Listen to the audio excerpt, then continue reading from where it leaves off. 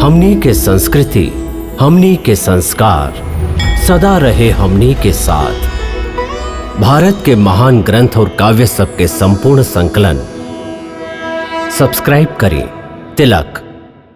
हम तोहके तोहार जेठ पितामह होखे के नाते आपन धर्म, आपन कर्तव्य के पालन करे खातिर कह रहल हई। कल तू युद्ध भूमि में हमके आपन शत्रु समझ के युद्ध करबा, आपन बाण से हमार सीना पर निशाना लगैबा और आपन बाण के चलावत समय आपन हाथ के कापे के आज्ञा ना देबा, कबो ना देबा। बाकी पितामह। बस कर अर्जुन, हम ऐसे ज्यादा कुछ और ना सुनल चाहिए। तो के हमार आदेश हर हालत में माने के होई। और ये भी याद रखा कि हमके इच्छा मृत्यु के वरदान प्राप्त है और हमार अंतिम इच्छा भी इहे है कि हम आपन पोता के वाण से ही मरी।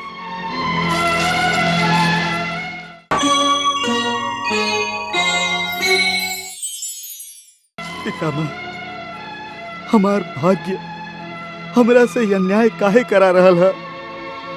काहे हम दोनों के इतना कड़ा परीक्षा ले रहल है? जा बेटा, काल युद्ध भूमि में मिला।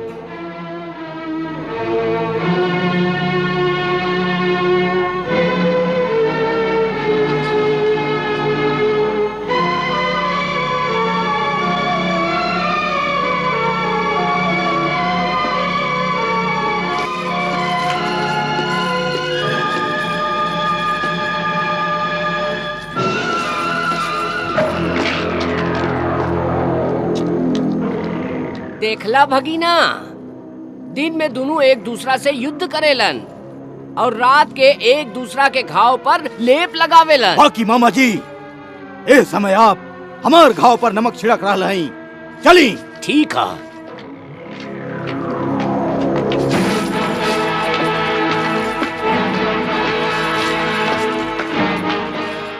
प्रणाम पितामह। प्रणाम पितामह। आयुष्मान होखा विराजा युवराज, विराजा गांधार नरेश। पितामह, औपचारिकता छोड़ी और बताई कि हमार दुश्मन अर्जुन आपसे मिले काहे आयल रहे? हाँ हाँ बताई पितामह, बताई। ना, तोहार दुश्मन अर्जुन हमरा से मिले ना आयल रहे। हम अपन आंख से अर्जुन के आपके शिविर से जात देख ली। काहे झूठा? हम कबो झूठ ना बोलेली बेटा। जे आयल रहे वो तोहार दुश्मन अर्जुन ना, बल्कि हमार पोता रहे, जे कि अपन दादा से मिले आयल रहे। दादा के घायल देख के वो पोता स्वयं घायल हो गए रहे, स्वयं घायल हो गए रहे। बाकी तू ये बात के कबो ना समझबा दुर्योधन, ना समझबा। बाकी ये घाव भी तो आपके उहे लगौले रहे, फिर भी आप ओकरे के पोता कह रहे हैं। और हम हो तो आपके पोता हैं। ना ना युवराज ना, यह तो विडंबना है कि तू हमार पोता होके भी हमार पोता नहीं खा। तू एगो पोता के तरह हमरा से कबो मिलबे ना कैला। तू एगो पोता के तरह कबो भी हमार मन के भावना के समझे के कोशिश ही ना कैला। जैसे एगो पोता के लेखा अर्जुन हमार सीना से आके लिपट जात रहे, तू हमरा से वैसे कबो मिलबे न कैला। तो हम कैसे मान ली युवराज दुर्योधन कि तू हमार पोता बाड़ा?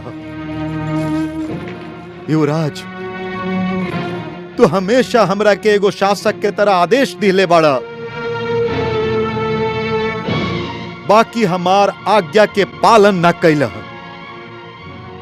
युवराज दुर्योधन, तो से हमार नाता एगो बंधन है और अर्जुन से मन के संबंध है। बाकी ये सब बात तू ना समझबा, ना समझबा ये सब बात तू। और ए समय भी युवराज बन के सवाल करता रहा दुर्योधन, तो यह बात के कबो ना समझ सकेला कि तोहार पितामह 100 कौरवन के बीच में रहत भी जीवन भर अकेले ही रहल बाड़न। ओए से पितामह, काहे कि आप यमन कौरवन के संगे ना पांडवन में अटकल है, जिनकर वध ना करे के आप प्रतिज्ञा कैले हैं।